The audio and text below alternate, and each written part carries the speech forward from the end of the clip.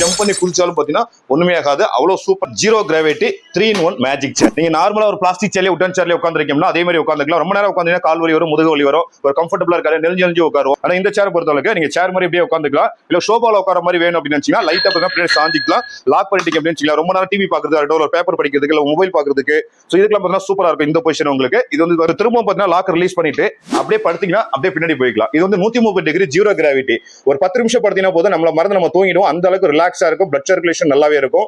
So முக்கியமா பாத்தீங்கன்னா driving பண்றவங்க, லாங் டிராவல் பண்றவங்க, சேர்ல உட்கார்ந்து ஒர்க் பண்றவங்க அதிகமா spinal cord pain, back pain வரும். அந்த மாதிரி இருக்கிறவங்களுக்கு இந்த சேர் ரொம்ப ரொம்ப சூப்பரா இருக்கு. ஏன்னா ஒரு 10 நிமிஷம் இதுல படுத்தனால பாத்தீங்கன்னா பெயின் வந்து ரிலீஃப் ஆகுது, நல்லாவே பாத்தீங்கன்னா நம்ம ஃபீல் பண்ண முடியும். அந்த அளவுக்கு சூப்பரா இருக்கும். வீட்ல வயசானவங்க இருக்காங்க அப்படின்னா அதிக பேருக்கு பாத்தீங்கன்னா கால் வலி இருக்கும். ஏன்னா சேர்ல கால் தொங்க போட்டே உட்கார்ந்துட்டு இருப்பாங்க. சோ அதனால கால் வலி இருக்கும்.